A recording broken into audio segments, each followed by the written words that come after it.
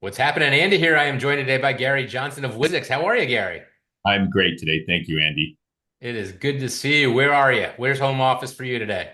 Well, the home office is in Roseville, California, but my home office, I'm looking out the window at Lake Coeur d'Alene right now in Idaho, and this is my new residence these days. So a little bit of spend the summers here, and then back in California, in Southern California for the winters down in the Palm Desert area. Oh, that's got to be an awesome way to spend the summer. I can only imagine. Maybe get out of the heat a little bit. It's probably a lot more reasonable up there than it is Yeah. in California where you're located at the moment. But you guys are, you've been a busy man. Tell me a little bit about WiZiX. What do you guys do, and where are all your locations? Maybe not where all are they, but where do you focus? Just give me the 30,000 foot view on WiZiX. Yeah, so we got started, gosh, about 7 years ago, and we had, many people probably know that I had a company called Zoom Imaging Solutions before that was sold to Xerox. I worked there for a bit of time, really thought I was done, and it was kind of like right off into the sunset. And I got a call from another buddy of mine, Eric Mannion, who many people know, and said, "Hey, there's a copier dealership for sale in Fresno, California." And like, dude, what are you calling me for? I'm retired. I'm finished. Why are you teasing me like this? He goes, well, if you don't want it, I'm going to take it. And he goes, well, I said, let me look at it and see what goes. So like a fish on a hook, I was buried and couldn't spit the hook out. So non-compete was up, and we decided to move forward. I reached out to some old employees that worked for me at a prior venture and said, hey, if you want to come on board, have a piece of the action, and help me get this thing started, we'll do it. And that was kind of the launch process. And oddly enough, within days of us going through that, I got a call, and there's another dealership for sale with a small operation in Sacramento. So we purchased that and got started. So it was we hit the ground running pretty fast. Well, it's been and you've been moving right along since then. You've got it's 8 locations now. Is that it? Is it Yeah, seven or eight eight? locations. Eight I think locations. it's The original is one, and then there's 7 acquisitions. yeah, seven acquisitions total in the last 7 years. So we've been pretty busy. One a year. Yeah, one a year. Some of them it's been two a year and one without. It got a little slow right after COVID. Nobody really wanted to sell. They felt their pricing valuations were subdued a little bit. So that was a little harder, but it also I think had a carryover effect. And then we got pretty busy after that, making some other acquisitions. So, but our target. Go ahead. Oh no, I just wanted to back up a little bit. So you guys are you in IT? You sell office equipment, you sell, I know you're a Toshiba reseller. What other brands do you carry, and what other areas do you guys support outside of office technology? So we're a Toshiba, Ricoh, and Kyocera dealer mainly, and then of course we wide format. We don't do any managed IT services. It just haven't felt like that's our niche. I don't know it well. I know there's a lot of liability in it these days. With I keep hearing about these Yeah, security breaks ransomware. and ransomware, and then how liable the dealers can be for some of that stuff. And it just puts me on my back feet. And then most of the time when I'm at these different corporate and group meetings, they don't exactly make a fortune doing it anyway. So it's a lot of risk with a little bit of return for my taste. So we stick with putting the ink on the paper. Document management has been very successful for us. Print management successful. We've climbed into the voice over IP phone systems. And recently we've hooked up with ACDI, and we're doing the EV chargers, and that's starting to gain some traction for us. Very cool. So, that's got to be a real interesting conversation when you go back to your customers, right? Because Yeah. it's got to make you look like a completely different company, when they know you from what they know you. They know you from your Toshiba or your Ricoh or whatever the products are that they're familiar with. And next thing you know, you have one of your reps come in talking to them about, futuristic stuff like EV charging, and we can help run your facilities and your phones, like you said. It's just all grabbing whatever easy stuff I think is easy stuff. And and Yeah. and I don't blame you for the cybersecurity. That is scary. A lot of companies are doing really well with it, but a lot of companies are, spending a lot of money trying to figure it out. And a lot of them will get there. A lot of them, may eventually back it up a little bit. It's not an easy, it's just not an easy thing to move into. It's not like copiers, it's not like office equipment, right? Yeah. Um, and just I don't know how you sleep at night, like you said, with that security, issue hanging over your head, and every customer is a hack away from, I mean, it's you really got to be good at what you do to be able to make that work and protect yourself. It's a scary world, it really is, and I don't know, that's a tough market to be in, I think. Um, we're doing the interview though because back to your acquisitions and I wanted to talk a little more about that strategy. You bought another one recently. Um, Tell us about who you bought and why you bought them and what that brings to the family. Well, our growth strategy is we've grown quite a bit through acquisition, but more importantly, we've had a pretty decent amount of growth through natural growth and getting new customers and such. So organic growth has been stronger than the acquisition growth. But and I've been part of the dealer groups over the years, and there's certain barriers to success that you hit in different size groups where that it seems like you can do pretty good up to about 10 million, but you get between that 10 to 20 million dollar range, it's hard to make money because you're a big company. You have to have more staff. It's time to add an internal IT person. It's time to have HR. You got to have a CFO. You probably got to spend more money on an internal marketing person, and there's not the revenue to support that yet. So it's just this hard spot. And I said, look, we've got to make a jump to the next level. We've got to get up over that $20 million range, and we've got to do it quickly, so that we can really, leverage the bottom line a little bit better. And so this acquisition came along. We were contacted by a broker that was available, and we reached out to California Business Machines and started the conversations, several months ago, and it became a pretty good fit for us. They're in a current marketplace we're in.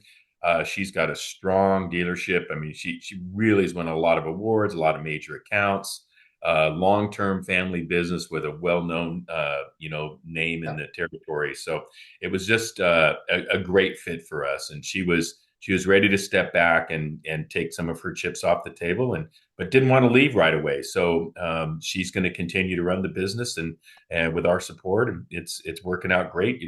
We're still in the honeymoon phase, but the first 30 days have gone pretty good. Well, that's a great way to wind down, and that is, that's something that differentiates between dealers that are acquiring, and there's a lot of them out there doing it, and a lot of them have very different strategies, and some come in and they'll acquire your dealership, and they will change the name on day one and put their people in charge, and and that company will be branded, the ABC company from here forward. Other companies come in and a very different approach, and they keep the old name and they make it, a Xerox company or whatever it might be. And they try to leverage the local branding as well, but also keeping that local talent. And so it sounds, tell us about your strategy, because it sounds like to me you're doing the latter of those two approaches. Every deal's different. So I'm not stuck in a like this is the way it has to be. Most of the acquisitions we've done have probably been, hey, we're going to buy you out. We're going to convert the name as quickly as possible and move on. I found that works with the smaller dealers. That they don't have a large marketing presence. They haven't, they may have been around a long time, but they just don't have a big name recognition within the marketplace. CBM was the exact opposite. They've been there for so long. They've won, most favorite technology company in Fresno for 6 years in a row. They've got all of this collateral that comes with their name. I just felt would be a mistake for us to get rid of day one. So it is, California Business Machines, a WiZiX technology company, and we'll co-market that together over the next several years. And there may be a time that WiZiX technology company just takes the name and moves forward, but we'll know when that time is. I mean, how much more runway do we have with the CBM name? It may be when Terry leaves, or it may be after that. We'll have to play it by ear. But typically, I prefer this is the first acquisition we've done where the owner stuck around, and the first acquisition we've done recently that we don't move away from the name rather quickly. So what is where did you come up with WizX? So I know I'm going off the rails here a little bit to I've been dying to ask you the whole time, and I don't want to forget. So tell me about WiZiX, and then we're going to come back to the acquisitions. I do get asked that question quite a bit. It's funny. So I was, we were looking at starting up this new operation, and I've kind of always thought, if I was to ever start another company, what would the name be? Because we felt like Zoom Imaging Solutions was a big hit. It was unique, and I just didn't want the standard name. I don't want the geographical area or the, something to do with paper handling. Or I just wanted something unique that people would remember. So I thought, okay, I worked at Walco and bought them out. Then Xerox bought me out, and then we started WiZiX Technology Group. So how does that fit together? So WiZiX is a result of Zoom and Xerox. So I just W for Walco, and Z for Zoom, and X for Xerox. And WiZiX name is the culmination of my career into that, of those three operations into one. That's From clever. I would never in a million years would have got that. I love everything about that except typing it with the. It's not easy, but it's funny as it's my resume in one word. So that's I kind of love it. what I I say. Yeah. I love it. So back to the acquisitions and this when you bought Terry, so what was it about that? It was in your market, it fit well. Common brands? Do you guys carry common brands? Is that something you look for in an acquisition? Or I would imagine that makes it easier, but is that something that is 100% necessary for you? It's a massive plus, and CBM was a Kyocera dealership. We have a good relationship with Kyocera. They were complimentary of us moving forward with doing something with them, and supported that process. Sorry about that. Supported that process, and so we felt like, hey, if we can get the support there, they're within the territory. We can combine resources and be more successful. So that particular operation we did. Most of the time, we try to find that, but we probably wouldn't have three manufacturers if we were solely focused on only buying Toshiba or only buying Ricoh. We've looked at some Sharp dealers that it's okay. That's a big, massive bite to take on another product line. So we're trying to stay within the three we have. It's hard enough to keep one master happy. It's harder to keep three happy. It's like I always say that we're not pleasing any of them. So it's just No, you're we're, not. we're doing well. We're selling a lot. If we were a single line manufacturer, our manufacturer would be elated.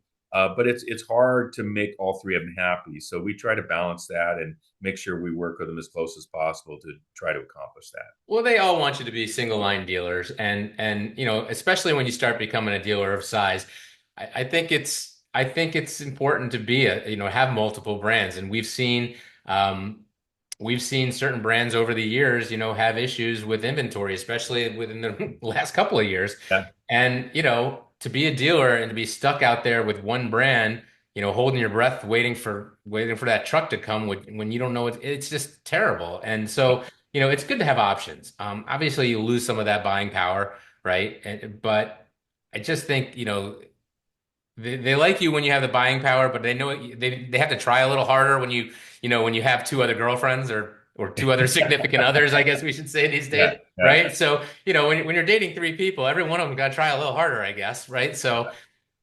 there's a benefit of both ways, but to you, I don't blame you for that at all. Not at all. So going forward, what's the picture look like? You mentioned you might have something on the cooker coming up. Yep, yep. We're in basically going through the purchase agreement right now and our due diligence, and should close October 1st on another dealership, again within our market and within Sacramento marketplace. And it's a good significant hit for our base, and it will add a tremendous amount of leverage for us to move forward in the Sacramento marketplace. This is a situation a little bit different.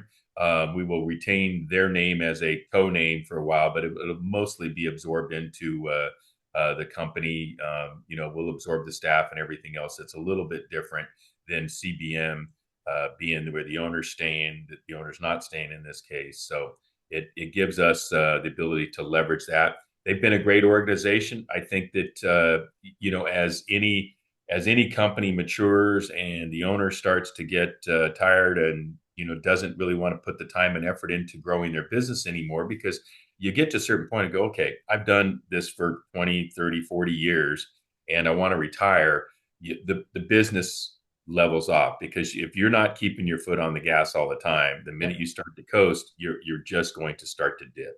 And so, most dealers won't recognize that until it's too late. So this one is, we're at the point where, we've been talking a couple of years, and he's finally said, "I'm ready to do it." And so we're moving forward, and that's again within our territory. We're not going outside of our geographical area, because we can grow more efficiently and smarter within our marketplace, leverage that, and not have to have multiple people in other territories doing the same thing that we're already doing here. So I like the flexibility where, you know, some places you take the name off the building, some places, if it's important to the local marketplace, you're willing to leave it. Um, Sometimes the owner has stayed on in some, Terry in that instance, and other ones they don't. Um, you definitely seem to have a system worked out where you're able to kind of just roll with it and kind of allow them to not necessarily dictate, but to to set some comfortable terms that they want to go out on. Like, some people do want to get out and want to get the money now, but may not really want to stop their career for a couple more years, like the situation that you're dealing with now, right? So, yeah, um, why chase them out? They're gold. I mean, she's been selling here forever. Everybody knows her in that market, yeah, right? You've been dealing with her forever. Why not let her just sell for you for a little bit and you know keep adding to the to what she did before, and that's just a great way to do it. Going forward, where do you see this thing getting to? What's the future look like? Is this just a California thing for the near future? Are there more national aspirations down the road? Is it, something you may do, you'll never do? Where do you see this thing going? you know, I right now, I see us just being in California. We've kind of put together a deal as we want to, be a $50 million company by the year 2030. So that is kind of our motto, is 50 by 30. And that's going to take a little bit of growth. It's going to take a little bit of hard work on getting net new customers, and probably another acquisition or two. But we're definitely on the way. But these two last acquisitions, we're going to be well past halfway there. So it's good. I At one point in time with Zoom Imaging Solutions, I was asked to go to Utah. I want to, can you go to Oregon? Can you do this? And I just didn't feel like the trade off was worth the benefit. Being away, I was already away from my family 2 days a week and young kids, and it's like, okay, so what am I going to do? Just get in a plane every Monday and come home on Friday and, for this? The trade off wasn't there for me. So I thought we could grow and get to a really good, respectable size within our geographic area. I've got a lot of younger people working for me now. I've got, a lot of them have some equity within the business. The goal is to transfer this over to, some or all the employees at some point in the future via, an ESOP or a buyout or something like that will take place. If that's their goal and that's the dream they want to pursue, more power to them. But I like sitting up here in Idaho and and then visiting occasionally and doing that. But they're mainly running the company with my mentorship and guidance. So if they say, "Hey, this is something we want," I'll support it. But right now we've got enough growth to do in California. Very cool. Yeah, well, that's a big state, and like you said, you're only in 8 locations right now, 9 soon. So you've got plenty more places you can go in California. It's a huge market. What is it? The fourth biggest economy in the world or something? Yeah, yeah, yeah. It Yeah. is. So there's plenty of room in California for you. Until I just remember when whenever they'd cut my cut territories back when I was selling, we'd always get mad, and then they'd ask us, how much how much do you think you have of your territory? What percent of your territory? And they'd make you feel this big because, they could keep cutting it in half and half and half. And I mean, Yeah, eventually you get to a point where you can't make any money, but we never got even close to that point, right? Like it's just there's a lot out there. And again, I don't blame you for staying in California. I think as long as, it's just less rules to deal with in other states, and if you've got people there that are keeping it running, more power to you. So this has been awesome. Thank you so much for coming on. Any last messages you want, any last shout outs to anybody before we wrap up? I just, I'm happy for the groups that have helped me along, like Select Dealer Group. They've always been, an exciting part of my career. And it's funny when we sold out, it took me a long time to be able to get back into that group, and finally we're back in and seeing the old faces, but also I'm seeing, the transfer of ownership and leadership from one generation to the next, and those people are showing up at these meetings now. Like Jack Scargill comes to mind. With Yep. Shibata. his sons and Yep.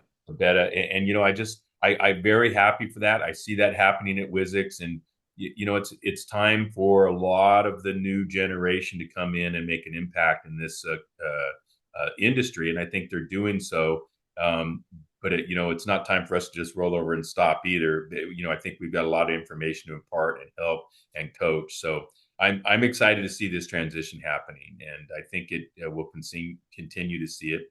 The future's bright for us, and we're going to keep the pedal to the metal, and hopefully we can talk again when we hit that 50 million by 30. So we'll see what happens. I'm sure we'll talk to you before then. Gary, thanks so much for coming on. Congrats on the last acquisition.